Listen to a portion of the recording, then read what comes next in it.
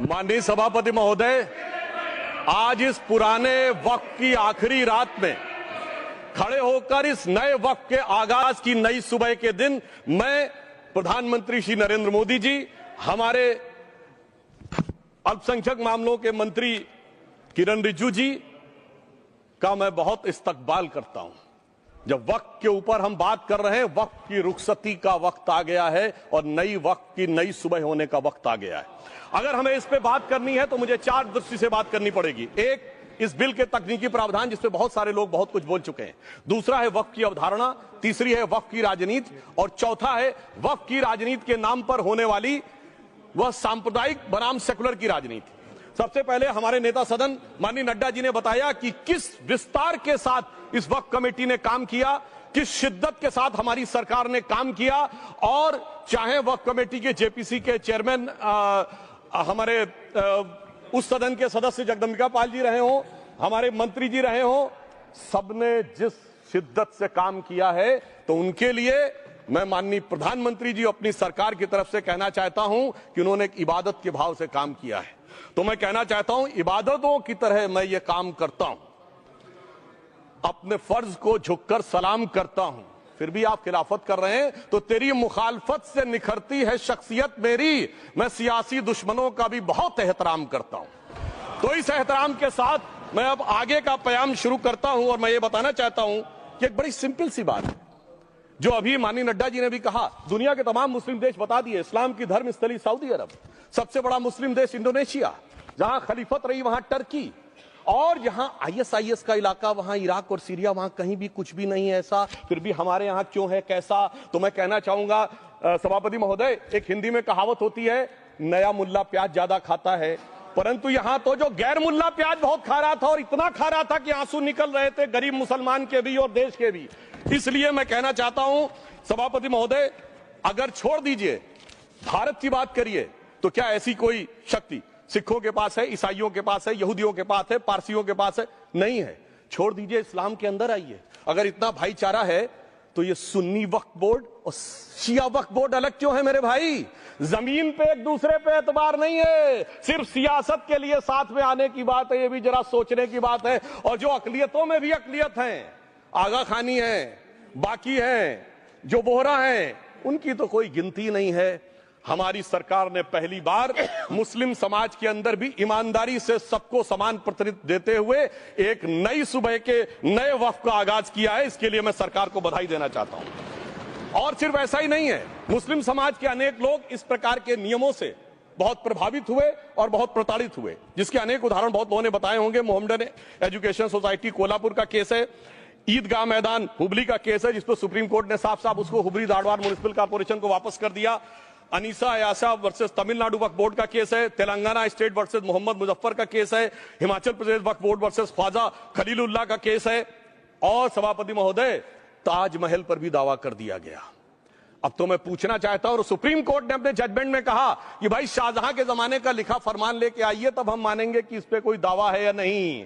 आप सोचिए कि अगर ये वक्त का कानून इसी ढंग से चला होता तो क्या होता। अभी हमारे जॉन ब्रिटास जी और मनोज झा जी ने बहुत सारी बातें बोली थी, एक प्यास की बात बोली थी, उन्होंने उड़ीसा के ग्राहम स्टोन्स का जिक्र किया था, तो उसमें तो कांग्रेस की सरकार सीबीआई की इंक्वायरी नहीं कर पाई थी। मगर जब ताजमहल का उल्लेख आता है सभापति महोदय, तो एक प्यास मुझे याद आ जाती है। जब शाहजहां जेल में था और दूर से उस ताजमहल को देखता था और उसे सिर्फ एक सुराही पानी मिलता था और उसने औरंगजेब से कहा एक सुराही पानी और भिजवा दो, तो जानते उसने मना कर दिया। तो दुखी होकर शाहजहां ने फारसी में लिखा, ए पिसर तू अजब मुसलमानी, जे पिदरे जिंदा आप तरसानी, आफरीन हिंदुआन सदबार, जे देहंद पिदरावा मुर्दा देवम आप। मतलब तू कैसा मुसलमान है जो जिंदा बाप को पानी के लिए तरसा रहा है, तुझसे तो आफरीन 100 बार उन हिंदुओं को है जो पितृपक्ष में मरे हुए बाप को भी पानी देते हैं।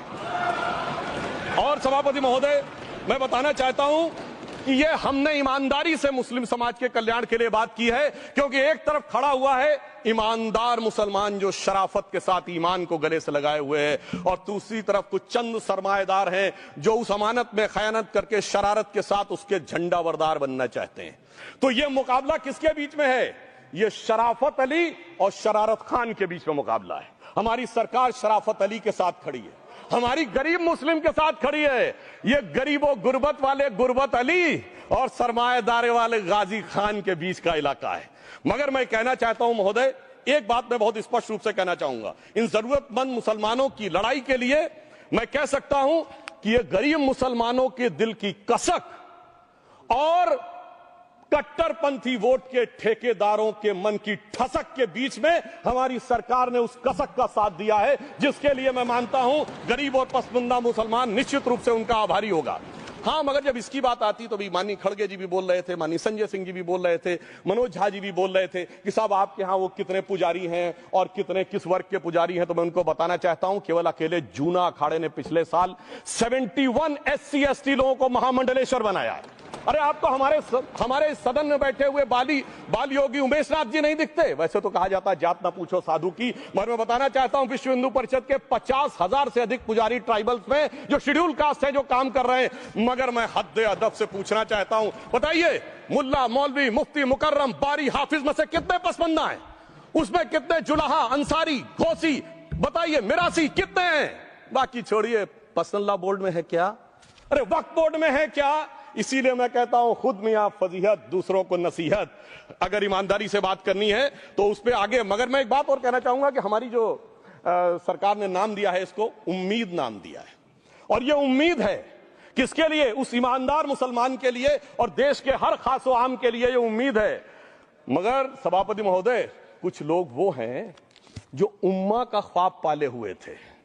उम्मा शायद हमारे बहुत से लोग समझते हो ना समझते हो, पूरी एक एंटायर जो इस्लामिक खलीफत और राज होता है उसको उम्मा कहते हैं। उम्मीद वालों को तो उम्मीद की नई रोशनी दिख रही है, उम्मा वालों की उम्मीद पे पानी फिर रहा है। तो ये उम्मीद और उम्मा के बीच का भी मामला है। परंतु मैं ये भी कहना चाहूंगा सभापति महोदय, इसके बाद सिर्फ ऐसा ही नहीं था।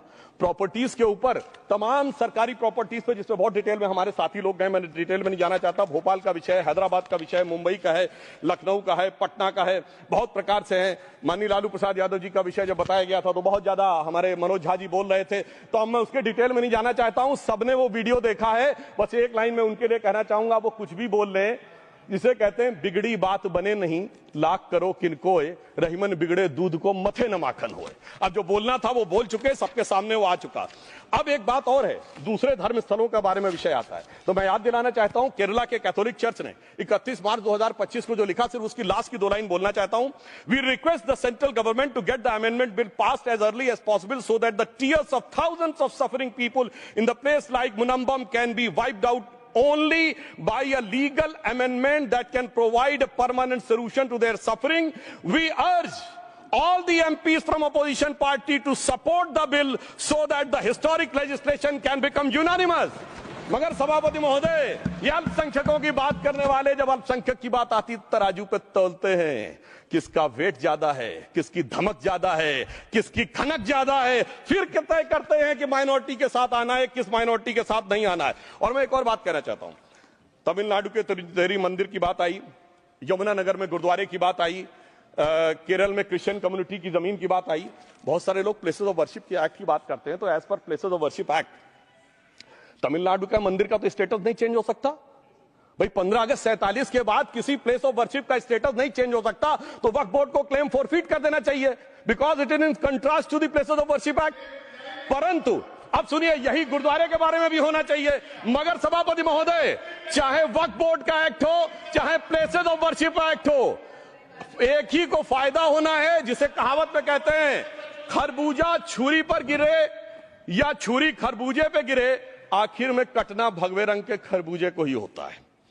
अब मैं यह भी बताना चाहता हूं कि इन संपत्तियों के द्वारा जो कुछ हुआ, उन्होंने इतनी चीजों को लिया है, इतनी चीजों को लिया है। एक पुराना उर्दू का शेर है कि मिटे नामियों के निशान कैसे कैसे, और ये जमीन खा गई आसमां कैसे कैसे।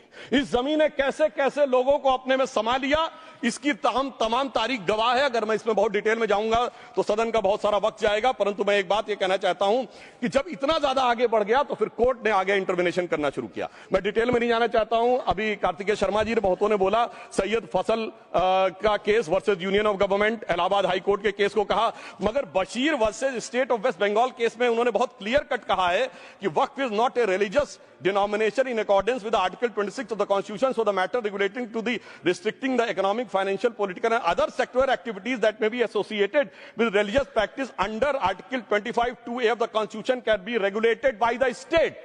तो मुझे लगता है अब इसके बाद कोई किंतु परंतु का स्कोप नहीं रह जाना चाहिए। परंतु उसके बाद भी सभापति महोदय जो कानून को न माने, जो कहे संविधान को नहीं मानेंगे और जो ये कहे कि साहब अदालत के आदेश को भी नहीं मानेंगे, तो फिर इसका मतलब उसके मन में तो एक ऐसी बादशाही आ गई है। इसके लिए मुझे सभापति महोदय वो पुरानी वाली फिल्म अगर लोगों को याद हो तो मुगले आजम का वो सीन याद आता है कि जब अकबर ने अनारकली को कैद कर लिया तो सलीम कहता है जब्त मैं करूं जिसकी की जमीन वीरान हो गई है, जब्त वो न करे जिनके सिर्फ शौक के बाद चाहत को ठेस पहुंची है। ये जिल्ले इलाही की बादशाही नहीं बल्कि खुदाई है। मैं कहना चाहता हूं जो संविधान को न माने, कानून का न माने, इसका मतलब वो अपनी खुदाई में जी रहा है। तो ये वो लोग हैं।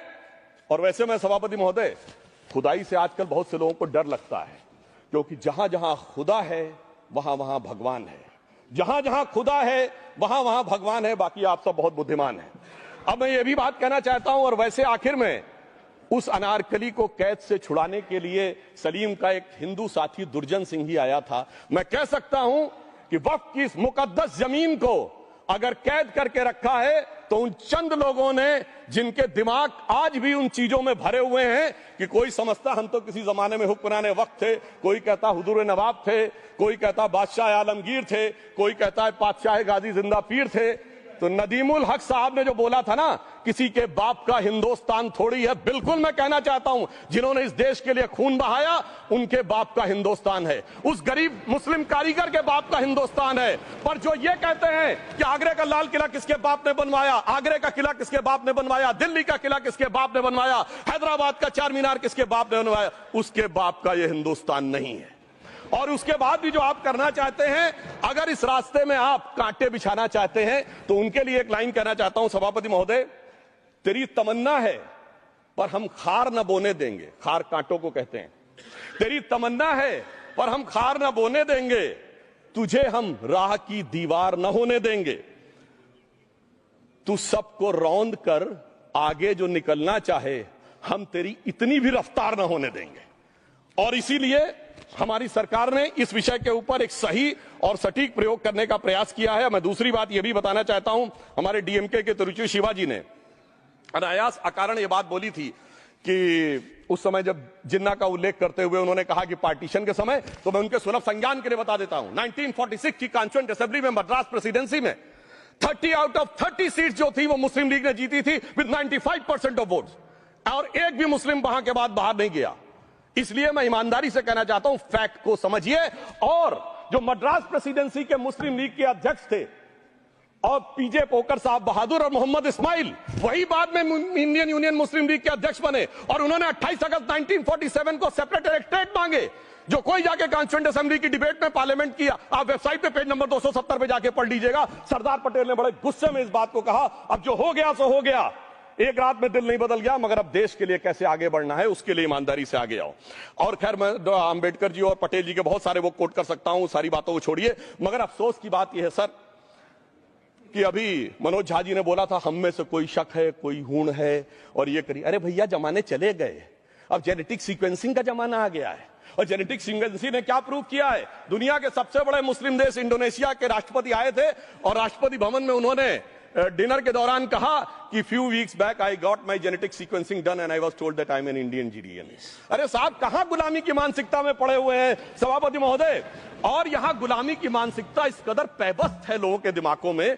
किसी सदन के एक सदस्य यहां विराजमान है, वो उस समय महाराणा सांगा का उल्लेख कर दिए। मैं ईमानदारी से कहता हूं एक भी इंडियन सोर्स में इसका उल्लेख नहीं है, सारे के सारे फॉरेनर्स और लुटेरों के सोर्स में उल्लेख है। इसीलिए मैं कहता हूं ये गुलामी के जिन्होंने गुलाम बनाया उनके सोर्सेस पे यकीन न करिए। और वैसे थोड़ा सा आउट ऑफ कॉन्टेक्स्ट हो तो ये भी बोल दूं, हमारे सदन के बहुत सदस्यों को नहीं पता होगा, अलेक्जेंडर के आक्रमण का किसी भारतीय सोर्स में कोई उल्लेख नहीं है। होरस नाम के किसी राजा का उल्लेख नहीं है, सिर्फ और सिर्फ ग्रीक में है। इसलिए गुलामी की मानसिकता से बाहर निकलिए, तब इन चीजों को आप सही ढंग से समझने में सफल होंगे। मेरा अब यह भी अनुरोध अपने सदस्यों के साथ है। वक्त की अवधारणा के बारे में बहुत कुछ बोला जा चुका है कि ये ओरिजिनली कहां से आया, पर मैं इतना कहना चाहूंगा, सबसे पहले वक्त का उल्लेख आता है जब ससनिड एम्पायर को खलीफा उमर ने कैप्चर किया, तो आज का जो सदर्न इराक है उसके इलाके को उन्होंने वक्त डिक्लेयर किया और वो स्टेट के द्वारा कंट्रोल होता था। स्टेट के बारे में माननीय नड्डा जी ने अभी बताया कि बड़े बड़े देशों में किस ढंग से होता था। सर सैयद अहमद खान ने भी वक्फ को मूल इस्लाम का हिस्सा न मानते हुए इसके लिए मुजार शब्द कहा है, जो शरिया के अंतर्गत आता है, और इसी के लिए उन्होंने फतवा आलमगीरी को भी कोट किया था। और इसीलिए 1894 की जो प्रिवी काउंसिल का जजमेंट जो आया था वो वक्फ अल औलाद के खिलाफ आया था। मगर सभापति महोदय, 1906 में कलकत्ता कांग्रेस अधिवेशन में कांग्रेस ने प्रस्ताव पारित किया कि प्रिवी काउंसिल के जजमेंट में कुछ गलती है, इसे बदलना चाहिए। क्योंकि 1904 में जिन्ना कांग्रेस को ज्वाइन कर चुके थे, इसलिए मैं कहना चाहता हूं फिर 1913 में वो जजमेंट बदला गया। हमारे सदन के बहुत से सदस्यों ने इस सदन और दूसरे सदन में बोला है, मैं एक सेंटेंस बोलता हूं, लगेगा जैसे वही लोग बोल रहे हैं। वर्ड ये है, कोट है, since the bill was introduced to administer the Muslim law for Mussalmans, so the question of public policy does not arise. लगता है जैसे हमारे कोई सदस्य बोल रहा हूं। सर, ये मोहम्मद अली जिन्ना ने अप्रैल 1913 में ही used this word while moving the report of the select committee to the imperial legislative council. Sir, 1913 से 2013 तक भाषा ही नहीं बदली और आज भी भाषा नहीं बदल रही है। हमें ईमानदारी से, और उस समय यूपी और बंगाल ने उसका विरोध किया था, आज यूपी और बंगाल के लोग किस तरीके से साथ में है वो पूरी तरीके से दिखाई पड़ता है। इसलिए हम ये कहना चाहते हैं, हाँ, एक प्रश्न बहुत उठाया जाता है कि केवल मुस्लिम ही वक्फ को क्यों दान दे सकता, ऐसा वक्फ बोर्ड में क्यों संशोधन किया गया। मैं ईमानदारी से कहना चाहता हूं, ऐसा नहीं कि मैं इस्लामिक मामलों का बहुत बड़ा आलिम फाजिल जानकार हूं, मगर इस्लाम में बहुत साफ मान्यता है कि जो गैर मुस्लिम है उसकी इबादत अल्लाह कबूल नहीं कर सकते, उसकी दुआ कबूल नहीं होगी तो दान कैसे कबूल होगा। साहब, हम इस्लामिक भावना का सम्मान कर रहे हैं। हमारे अल्पसंख्यक मंत्री गए थे तो वो मदीना में एक डेफिनेट लेवल तक जा सकते, उसके आगे नहीं जा सकते।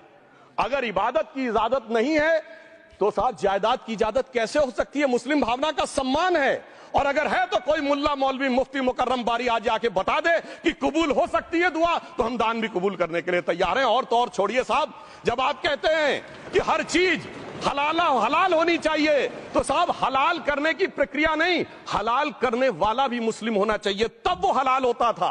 तो मैं पूछना चाहता हूं साहब, काटने के लिए तो हलाल होने के लिए मुस्लिम जरूरी है और बांटने के लिए बगैर मुस्लिम के भी हलाल होगा, ऐसा तो नहीं हो सकता। तो जो हमारी सरकार ने किया है वो मुस्लिम भावना के सम्मान के लिए किया है। और जहां तक मैं कहना चाहूंगा, हिंदू समाज के बारे में बात करते हैं, हमारे यहां कोई प्रॉब्लम नहीं है। हमारे यहां कोई ऐसा नहीं कि हज पे कोई गैर मुस्लिम नहीं जा सकता। हमारे देखिए कुंभ में 50 लाख विदेशी आए थे और किसी से नहीं कहा या कन्वर्ट हो जाओ। इसलिए मैं कहना चाहता हूं, हिंदुइज्म की धारणा और बाकी धारणा का जो तुलना करने का प्रयास करते हैं वो बहुत उचित नहीं है। मगर सभापति महोदय, इस वक्त ने कई अद्भुत नजारे दिखाए। इस्लाम में जो काफिर से ज्यादा मुशरिक और शिर्क को बुरा माना गया, नहीं जो भगवान को माने ही नहीं। यहां देखिए वो लेफ्ट के लोग जो कहते धर्म एक अफीम है, वो आज खुदाई खिदमतगार बन के खड़े हो गए। सोचिए कैसा बदलाव आया है। और सर, मुझे एक और चीज नजर आती है, एक पुराना गीत था, वक्त ने किया क्या हसी सितम। तो आज मैं कहना चाहूंगा, वक्त ने किया क्या हसी सितम कि मुस्लिम लीग और शिवसेना मिलके हो गए हम। और मैं कहना चाहता हूं, ये मुस्लिम लीग वो है जिसने सेपरेट इलेक्टोरेट की मांग की थी, और इस शिवसेना के उबाटा के हमारे इस सदन के एक सदस्य हैं। और सर, हमारे साथ मुरली जी बैठे हैं, मुरली देवड़ा जी ने मुझे याद दिलाया, उन्होंने मिलिंद देवड़ा जी ने याद दिलाया, उन्होंने कहा एक जमाने में उन्होंने कहा था मुस्लिमों की नागरिकता छीन लेनी चाहिए। इसीलिए मैं कह रहा हूं, वक्त ने किया क्या हसी सितम, ये दोनों मिलके हो गए हम। और सर, मैं इसके बाद एक टेक्निकल बात करना चाहता हूं। जब इन्होंने टाइम ड्यूरेशन हटा दिया था और बैक में पीछे जा सकते थे, तो मैं पूछना चाहता हूं सर कि जब ब्रिटिश हुकूमत आई तो उसने तो मुगलों सारी हुकूमत ले ली थी, तो उनका मालिकाना हक कैसे हुआ। सर, 1707 के बाद तो इस्लामी हुकूमत दिल्ली से खत्म हो गई थी। एक आखिरी मुगल बादशाह शाह आलम के लिए तो बोला जाता था सल्तनते शाह आलम दे लाल किले ते पालम, यानी आज का IGI एयरपोर्ट। तो साहब उसके बाद ये गुजरात के सूरत से लेकर लखनऊ तक उनका मालिकाना हक निकलने कहां से लगा। अरे भाई, जब दिल्ली को कैप्चर किया था अंग्रेजों ने तो सारी जमीन अंग्रेजों की थी। तो जब मैं अपने कांग्रेस के मित्रों से पूछना चाहता हूं, ये जब गवर्नमेंट ऑफ इंडिया एक्ट में पावर डीड ट्रांसफर की थी तो पढ़े नहीं थे क्या या खोखले कागज पर साइन कर लिए थे, या कागज सही था, आप खोखला करने की बात है। मैं पूछना चाहता हूं, जब 250 साल तक वो हुकूमत ही नहीं रही तो उस हुकूमत के फरमान की लेजिटिमेसी कैसे हो सकती है? ये मैं कानूनविदों के लिए भी एक फूड फॉर थॉट रखने की बात करता हूं। और दूसरी बात मैं कहना चाहता हूं, ये किन हुकूमतों की बात कर रहे हैं सभापति महोदय? अगर सूरत नगर निगम पे दावा है मुगल के जमाने का और तमिलनाडु के मंदिर पर अरकाट के नवाब का, सभापति महोदय, ये वो हुकूमतें थी जो जजिया लगाती थी, ये वो हुकूमतें थी जो जिम्मी का कॉन्सेप्ट रखती थी, ये वो हुकूमतें थी जो गाजी की बात करती थी। क्या भारत के संविधान में उन हुकूमतों के फरमान को सही मान्यता देना सही है? बिल्कुल गलत है। मैं कहता हूं, बाबा साहब अंबेडकर के संविधान में यदि आप ऐसी हुकूमतों के फरमान को रखने की कोशिश करते हैं तो this is fraud on constitution. और हमारी सरकार ने अगर बैक डेट से वो बंद किया है तो उस फ्रॉड को रोकने की पूरी व्यवस्था की है। और यहां पर मैं ये भी कहना चाहता हूं सभापति महोदय, जमींदारी उन्मूलन 1948 में हो गया, मगर ये बाद में जमींदार कैसे क्रिएट हो गए? हमने बचपन में विनोबा भावे, हम लोग के जन्म से बहुत पहले की बात है, विनोबा भावे जी के भूदान आंदोलन की बात सुनी थी, जिसमें जमींदारों से पैसा लेके जमीन लेके गरीबों को दी जाती थी। पर सभापति महोदय, कभी आपने सुना कि गरीबों की जमीन जमींदारों को मिल जाए? वो 2013 के बोर्ड ने वो व्यवस्था कर रखी थी। यानी वो भूदान आंदोलन था गांधी जी के शिष्य विनोबा जी का, तो आज के गांधियों के नेतृत्व में भू हड़प आंदोलन शुरू हो गया। अगर वो भूदान आंदोलन था तो ये भू हड़प आंदोलन था। इसलिए मैं एक और बात भी कहना चाहूंगा सभापति महोदय कि जिन हुकूमतों के फरमान की बात की जाती है, एक और फैक्ट है, इसको कोई अन्यथा न ले, जितने मुस्लिम बादशाह अलाउद्दीन खिलजी के बाद उन्होंने बगदाद की खलीफा का खुतबा पढ़ा है, that is a foreign rule, it's on record. कैसे उसको भारत सरकार मान्यता दे सकती है? इसलिए मैं कहना चाहता हूं, जरा सा गौर से देखेंगे तो हकीकत आपके सामने आ जाएगी। और क्या कभी किसी ने कल्पना की, किसी क्रिश्चियन ने तो नहीं कहा कि इंडिया गेट हमारा है, गेटवे ऑफ इंडिया हमारा है, और चर्च नहीं सही फिर भी चर्च गेट हमारा है? तो फिर यह केवल किसी एक के दिमाग में क्यों आती है? हमने जो इवैक्यू एक्ट के तहत दे दिया था पाकिस्तान के गए लोगों को, क्या हमारे जो सिख और हिंदू भाई आए थे उनकी जमीनें मिली? अरे महाराजा रणजीत सिंह की राजधानी लाहौर थी और काबुल तक था राज, तो क्या उन्होंने जमीनें नहीं दान दी होगी गुरुद्वारे और मंदिरों को? वो मिली? अरे वो तो छोड़िए, ननकाना साहब और करतारपुर साहब तक नहीं मिला था। इससे दिखाई पड़ता है कि कितनी एक तरफा हम लोगों ने कोई निगोशिएट ही नहीं किया और उसे करने की बात कही थी। इसलिए मैं कह सकता हूं सर, अब हमारी सरकार ने जो संशोधन किए हैं, अब यह मजहबी हुकूमत के फरमान से नहीं, बाबा साहब अंबेडकर के संविधान से चलने वाला है। अब मैं अंत में उस विषय के ऊपर आता हूं जिसे सांप्रदायिक राजनीति बनाम सेकुलर राजनीति इसके ऊपर कहा जाता है। सभापति महोदय, मैं बताना चाहता हूं कि जब आजादी मिली उसके बाद क्या किसी ने डिमांड किया था कि हमें वक्फ बोर्ड चाहिए? नहीं किया था। फिर क्यों 54 में दिया गया? किसी मुस्लिम ने डिमांड किया क्या कि मदरसे चाहिए? फिर क्यों दिया गया? मुस्लिम समाज तो राष्ट्र की मुख्य धारा में आने को तैयार था, इसीलिए यूसुफ खान, दिलीप कुमार के नाम से आने में उन्हें कोई प्रॉब्लम नहीं थी। महजबीन बानो को मीना कुमारी के रूप में आने में प्रॉब्लम नहीं थी। मुमताज बेगम को मधुबाला बन के आने में प्रॉब्लम नहीं थी। हामिद अली को अजीत के रूप में आने प्रॉब्लम नहीं थी। मगर, और मैं यह भी बताना चाहता हूं, मुस्लिम समाज में बहुत बड़ा तबका उस समय इस बात को सोच रहा था, और अभी कपिल सिब्बल साहब बोले, ये उस चीज के वकील रहे, इन्हें पता होना चाहिए, पता होगा कि सुन्नी सेंट्रल वक्फ बोर्ड राम मंदिर में 1961 में मुद्दई बना है, 12 साल के बाद, क्योंकि के मोहम्मद ने लिखा है कि एक बहुत बड़ा तबका था जो ये मानता था कि हमें इस चक्कर में नहीं पड़ना चाहिए। मगर अफसोस कि वही लेफ्टिस्टों, सेक्युलरिस्टों ने उनको समझाकर इस मुकाम तक लाकर खड़ा कर लिया। अब यहां मैं एक और बात कहना चाहूं, खैर छोड़िए उन सरकारों ने बाद में क्या दिया, मगर उसके बाद सुनिए, इंदिरा जी के जमाने में मुस्लिम पर्सनल लॉ बोर्ड आया, तो राजीव जी के जमाने में शाहबानो केस आया, तो नरसिम्हा राव के जमाने में 95 का एक्ट आया, तो मनमोहन सिंह जी के जमाने में 2013 का एक्ट आया, मगर इलाज नहीं निकला।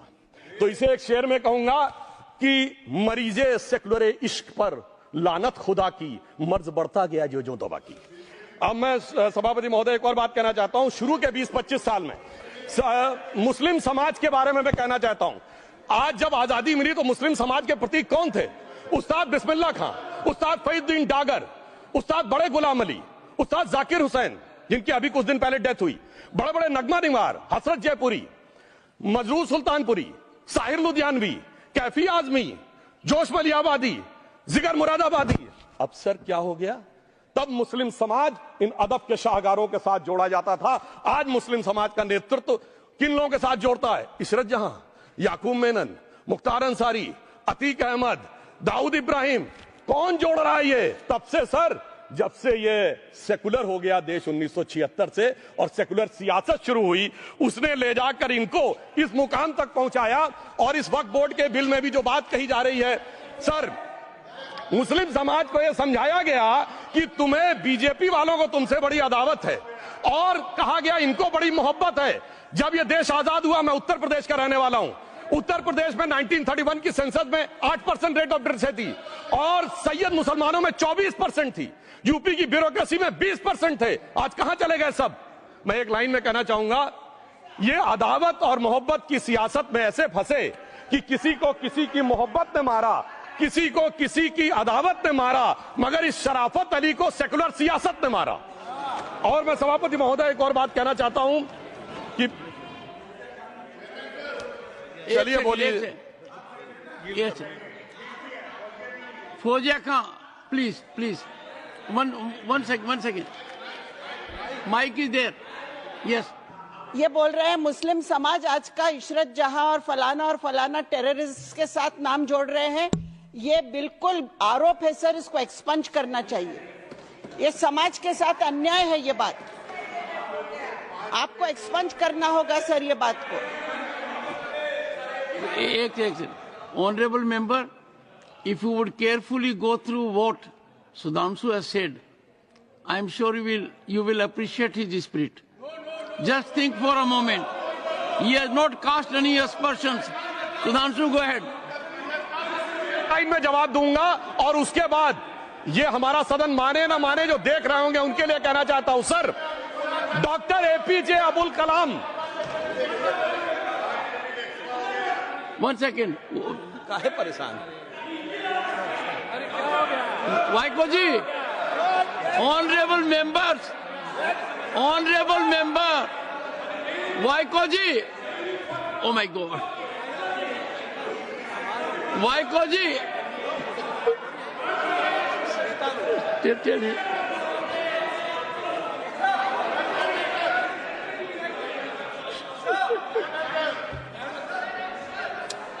ऑनरेबल एसएम को जी हिंदी समझ रहे हैं।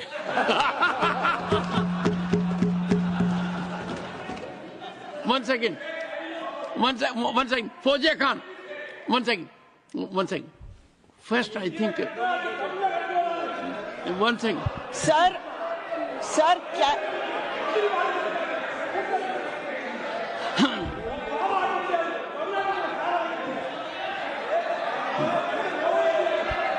sir, it cannot be stigmatized. Yes, sir. An entire community cannot be branded like this. Fauziya Khan ji, I'll come to you. I'll give you the opportunity. Honorable Finance Minister. But one line is said. One line. No, one nimisham irungappa, please. He might be very emotional, sir, but that one line he said is objectionable, and I will seek your indulgence to remove it. He said, Tamil Nadu la kaadu vai paakren. You enter Tamil Nadu, I'll see you. No good. No good. இல்ல தப்பது தப்பு சொல்லக்கூடாது. நீங்க அப்படி பேசுறது தப்பு. நீங்க அப்படி பேசுறது ரொம்பவே தப்பு. இந்த நாட்டுல யார் வேணாலும் எங்க வேணாலும் கால் வைப்போம். யாருக்கும் அதிகாரம் இல்ல ஒரு உயிர் மேல. Honorable Finance Minister. So sir, this is atrocious. You set foot in Tamil Nadu and take care. What is that language? We have a Home Minister after a long time who has brought about changes unthinkable. What he said, you can be fully assured. Yes, Honorable Home Minister. Yes, Jairam ji. Minister, please. If the Honorable Finance Minister has found a statement objectionable, Jairam ji, the statement of the Honorable Member stigmatizing a whole community is objectionable. Oh. And what is worse is the chairman lending respectability to that view. Oh my. That is even worse. Honorable that is even worse. मान्यवर, सुधांशु जी ने मुसलमानों के लिए कुछ नहीं किया है, India alliance के लिए किया है। अब मैं एक एक कर बता देता हूं। अरे सुनो ना भाई, आप सुनो तो। अरे दिग्विजय सिंह सुनिए, मैं खड़ा हूं ना अपने पैर पर। मान्यवर सुधांशु जी ने कहा इशरत जहां, यही एनसीपी पार्टी ने इशरत जहां के घर पर जाकर रुपयों का इनाम भी दिया था और उसको शहीद बताया था। दूसरा कहा अतीक अहमद किस पार्टी से थे? इंडिया अलायंस की। दूसरा कहा अंसारी किस पार्टी से? कांग्रेस और इंडिया अलायंस के। ये सारे नाम आपके साथ जुड़े हैं भाई। उल्टा उन्होंने तो मुसलमान कम्युनिटी से तो ढेर सारे शायरों का नाम दिया जिन्होंने साहित्य की सेवा की और ढेर सारे साहित्य की रचना की। मानिए Sudhanshu, he is not yielding now.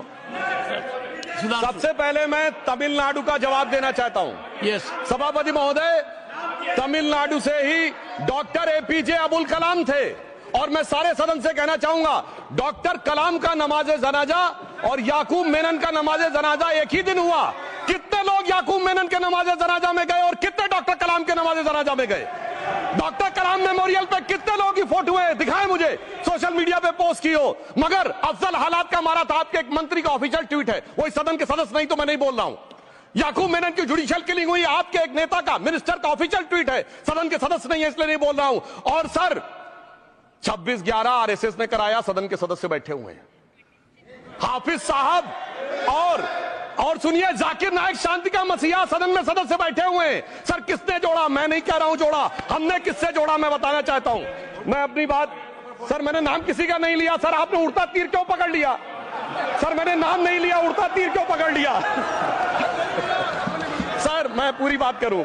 Sir मैं कहना चाहता हूं हमारी सोच मुस्लिमों के बारे में और इनकी सोच में क्या अंतर है। देखिए जिन लोगों ने मुस्लिम हिस्ट्री नहीं पढ़ी उन्हें मैं बताना चाहता हूं। एक दो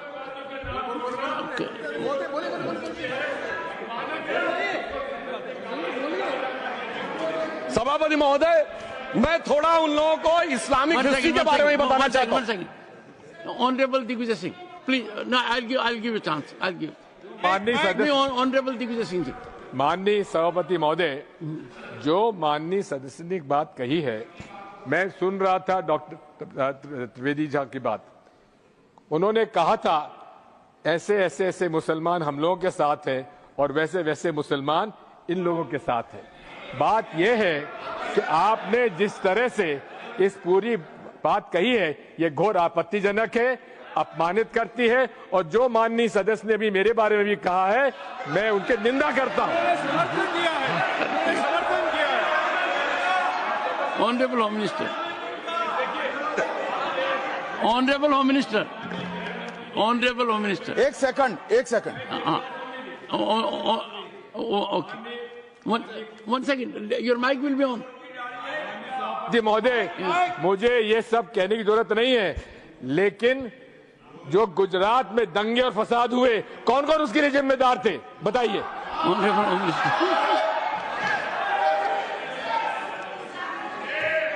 मान्यवर, मैं ध्यान से बारीकी से पूरे संवाद को सुन रहा हूं।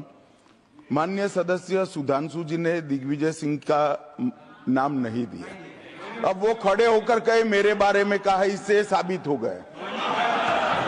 और अभी भी मौका है, आपने नहीं कहा है कि 26/11 के हमले में आरएसएस का हाथ था, तो अभी खड़े होकर माइक चालू कराकर बुलवा दीजिए। माननीय,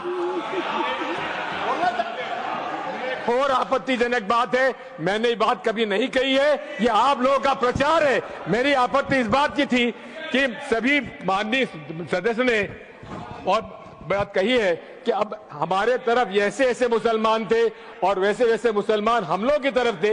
ये पूरे समाज के साथ, पूरे अल्पसंख्यक समाज के साथ अपमानजनक बात है। और माननीय सभापति महोदय, आप बताइए, माननीय गृह मंत्री जी, आप वहां पर जब गृह मंत्री थे, जब दंगे हुए थे, तो आप लोगों का क्या रोल था ये जन ऑनरेबल होम मिनिस्टर। इनको मेरा हुआ ऐसा है कि मैं ही दिखाई पड़ता हूं। आपकी सुनिए, अब सुनिए ना दिग्विजय सिंह, सुनिए। एक मिनट सुनिए। दंगे शांत होने के बाद 18 महीने के बाद मैं गृह मंत्री बना। दंगा हुआ तब मैं गृह मंत्री नहीं था। सुधांशु त्रिवेदी। संदर्भ में किसी का नाम नहीं लिया। अजीज बर्नी की किताब थी 2611 एंड आरएसएस कॉन्स्पिरेसी, कोई जाके चेक कर ले उसमें कौन कौन कहां कहां था। अब मैं मुसलमानों के बारे में कहना चाहता हूं, मुस्लिम समाज के लिए। बहुत से लोग ऐसे हैं जिनको मुस्लिम समाज की हिस्ट्री नहीं पता है। मैं बताना चाहता हूं, भारत से जब न्यूमेरिक सिस्टम सबसे पहले गया तो अल जहार थे सबसे पहले, जिन्होंने जाके 1793 में जो सूर्य सिद्धांत था उसका अरबी में ट्रांसलेशन हुआ सिंध हिंद। और हम बता रहे हैं हम किस तरह के मुस्लिम को साथ रखते हैं। डॉक्टर कलाम से बड़ा आलिम इस्लाम में साइंसदान नहीं हुआ, और आरिफ मोहम्मद खान साहब जो बिहार के गवर्नर हैं, उनसे बड़ा आलिम फाजिल मुसलमान आज सियासी जमात में तो नहीं होगा, यह मैं दावे के साथ कह सकता हूं। मगर मैं बताना चाहता हूं सर, उसके बाद उन्होंने एक किताब लिखी, एक सर 10th सेंचुरी के मुस्लिम राइटर थे जिन्होंने किताब लिखी, उसका नाम था the compendious book of balancing and completion according to Hindu calculation, जिसको शॉर्ट में अल जब्र कहा गया, और वहां से अलजबरा निकला। और सर उसके बाद अल ख्वारिज्म आया। और सर आज मेरे ख्याल से सदन के बहुत से लोगों को नहीं पता होगा, ये जो एल्गोरिथम वर्ड है ये अल ख्वारिज्म से आया हुआ है। एक जमाने में इस्लाम में बैतुल हिकमत था, यानी वो सबसे बड़ा हिकमत का केंद्र था, जब एक से एक लोग होते थे। बहुतों को नहीं पता होगा कि कोलंबस ने जिस नक्शे के थ्रू दुनिया ट्रेवल किया था वो बनाने वाला भी एक मुस्लिम था, अल इदरीसी। मगर सर एल्गोरिथम आज ऐसा बदला कि एआई के एज में दलगत भावना से ऊपर उठकर औरंगजेब के साथ खड़े हो गए। सर ये एल्गोरिथम किसने बदल दिया, ये मैं बताना चाहता हूं। इस पे थोड़ा सोचने की जरूरत है। इसलिए मैं कहता हूं मुस्लिम पॉलिटिक्स की सोच क्या थी, हमने किन मुसलमानों का साथ दिया है, मैं बताना चाहता हूं। सर वीर अब्दुल हमीद की शहादत की 50वीं वर्षगांठ 2015 में हुई। प्रधानमंत्री मोदी जी ने उनके पूरे परिवार को और उनकी पत्नी को बुला के सम्मानित किया, और इन लोगों ने उस यासीन मलिक को, जिसके ऊपर 3 एयरफोर्स के ऑफिसर्स को हत्या करने का आरोप था, वो प्रधानमंत्री आवास में सर साफ दिखाई पड़ता है कौन किसके साथ खड़ा हुआ है, कौन किस तरह के मुसलमान के साथ खड़ा हुआ है। और सर मैं ये भी कहना चाहता हूं सर, ये सर अपने टर्न पे बोलिए सर, पिछले 30-35 सालों से हुआ खड़ा किया जा रहा है। 1990 में जब राम मंदिर आंदोलन हुआ, कहा गया बीजेपी आएगी उत्तर प्रदेश में खा जाएगी। सर बीजेपी आने के बाद उत्तर प्रदेश में जानते क्या हुआ सर, 22 साल से शिया सुन्नी के बीच में जो दंगे चलते थे और मदे साहबा का जुलूस नहीं निकलता था, शिया समुदाय का मदे साहबा का जुलूस लखनऊ में हमारी सरकार में निकलना शुरू हुआ। और उसके बाद कहा गया केंद्र में भाजपा आएगी तो खा जाएगी। सर अटल जी की सरकार आई, इतनी शानदार स्थिति रही। उसके बाद कहा गया गुजरात में आएगी तो भाजपा खा जाएगी। सर गुजरात का मुसलमान आज सबसे समृद्ध मुसलमान है, सबसे ज्यादा जकात वहां से आता है। उसके बाद कहा गया मोदी जी की सरकार आएगी तो क्या होगा। सर मोदी जी की सरकार आने के बाद हमारे साथियों ने बताया है अल्पसंख्यक समुदाय के 70% लोग हैं जिनको किसी न किसी एक योजना का लाभ जरूर मिला है। और सर फिर कहा गया सीए आएगा तो नागरिकता छिन जाएगी। सर उसके बाद भी आपने सब देखा, और सर हम बचपन में सुनते थे कि राम मंदिर बनने लगेगा तो मिडिल ईस्ट के देश पेट्रोल देना बंद कर देंगे। सर राम मंदिर भी बन रहा है, और भारत मिडिल ईस्ट कॉरिडोर भी बन रहा है, और अबू धाबी में भी मंदिर बन रहा है, और 4 मुस्लिम देशों ने सर्वोच्च नागरिक सम्मान मोदी जी को दिया हुआ है। इसलिए मैं कहना चाहता हूं सर, मर्ज हो तो उसका इलाज किया जा सकता है। जैसे हमारे यहां वैद धनवंतर माने गए हैं, इस्लामी अकीदे में वैद हकीम लुकमान माने गए, तो कहा गया है उनके लिए कि इसमें क्या रखा है, देखे है जो तू आन के पास, बदगुमा वहम की दारू नहीं लुकमान के पास। यानी मर्ज का इलाज है, पर वहम का इलाज तो हकीम लुकमान भी नहीं कर सकते जो आपने पाल कर रखा है। मैं कहना चाहता हूं हम किन मुसलमानों की बात करते हैं। आप गंगा जमुनी तहजीब की बात करते हैं। सर दारा शिकोह औरंगजेब का बड़ा भाई था, उसने उपनिषदों का अध्ययन किया, संस्कृत में अनुवाद कराया और नाम रखा सिर्राए अकबर, यानी वर्ड्स ऑफ गॉड। मैंने किसी को दारा शिकोह की जयंती मनाते हुए नहीं देखा। मैं पूछना चाहता हूं बेगम बीबी ताज, उनके घर पे जाते किसी ने सुना? सर ये बताइए, आलम शेख इतने बड़े कृष्ण भक्त के कवि, किसी ने सुना उनके घर पे जाते हुए? मलिक मोहम्मद जायसी जिन्होंने पद्मावत लिखा, उत्तर प्रदेश के रहने वाले, उनके घर पे कोई गया? ये बताइए ब्रिगेडियर मोहम्मद उस्मान के घर पे कौन गया? आजमगढ़ में, गाजीपुर के रहने वाले थे, आज तक जाने वालों में नहीं दिखे। और मैं सर बताना चाहता हूं एक और बात, सर एक सैयद इब्राहिम रसखान हुए हैं, बहुत बड़े कृष्ण भक्त के कवि। सर जिन्होंने क्या लिखा, उन्होंने कहा मेरा अगला जन्म हो तो भी मैं कृष्ण भक्ति बनना चाहूंगा, मनुष्य बनूं तो ग्वाल बाले के रूप में, और पशु बनूं तो गाय के रूप में।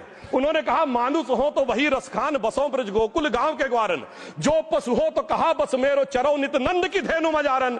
सर उन्होंने कहा गायों के बीच में नंद बाबा की गायों में जन्म लेना चाहूंगा, मगर सर आज एक ऐसे नेता आए हैं इस देश में जिनको गायों से बदबू आने लगी है, तो उनके लिए मुझे मेरे मन में भाव आता है सर कि श्री रामचंद्र कह गए सिया से ऐसा कलयुग आएगा, गोपालक श्री यदुवर कुल में एक ऐसा नेता आएगा जिसे बकरे कटने में खुशबू मिलेगी, गौ माता में बदबू पाएगा। रामचंद्र कह गए सिया से कैसा कलयुग आएगा।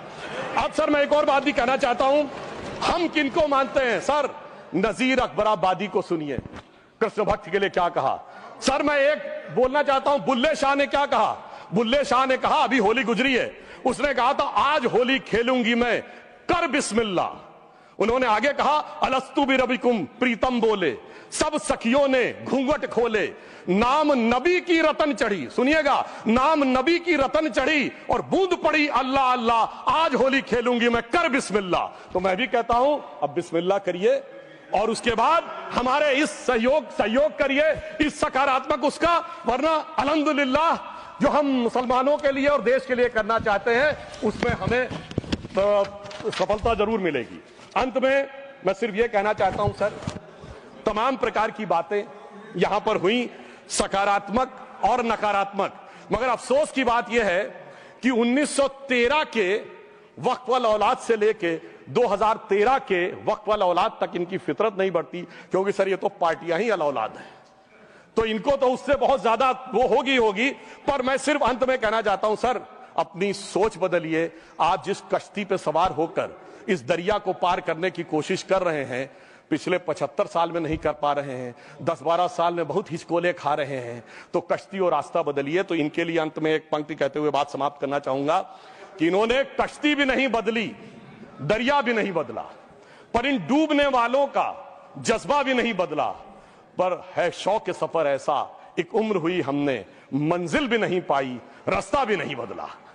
अब अगर नई मंजिल पानी है, नई मंजिल की नई सुबह देखनी है, तो मैं कहना चाहता हूं आइए सबको साथ लेकर चलिए। और एक ऐसा वक्त आया है जब मैं जो हमारे किरण रिजिजू जी ने कहा था कि मैंने शम्मा जलाई हवाओं के खिलाफ, तो मैं प्रधानमंत्री मोदी जी की तरफ से कहता हूं कि हमें इल्जाम मत दीजिए, बहुत अफसोस होता है, हमें इल्जाम मत दीजिए, बहुत अफसोस होता है। बड़ी तरकीब से कश्ती यहां तक लेके आए हैं और बदल देते हैं हम दरिया की लहरें अपनी हिम्मत से, आंधियों में भी अक्सर चिराग हमने जलाए हैं। धन्यवाद।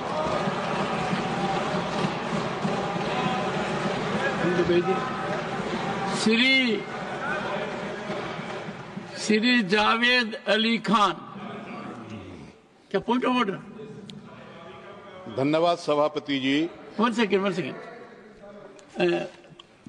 Honourable member Tiruchi ji, under which rule? 261 sir है 261 rule 61 261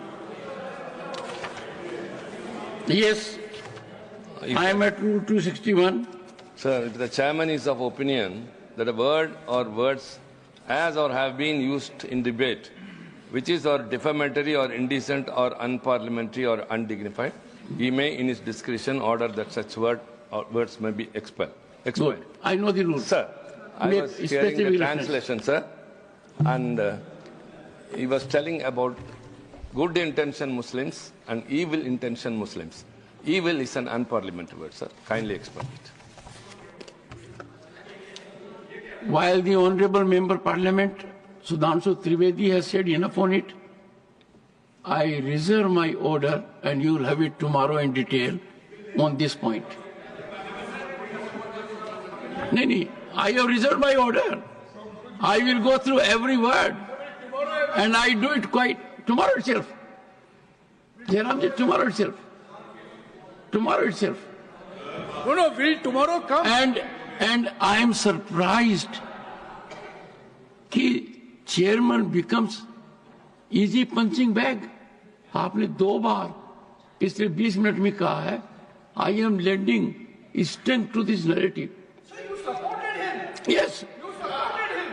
I support, once again, I support everything which is good, everything which is constitutional, everything which we need to follow as decorum. And I have said so on number of occasions. There are occasions when I have supported you. Don't forget that I have supported you. That you are one of those members who regularly attend parliamentary proceedings. You are very well prepared on occasions. I appreciated your contribution when Disaster Management Act bill was introduced in 2011.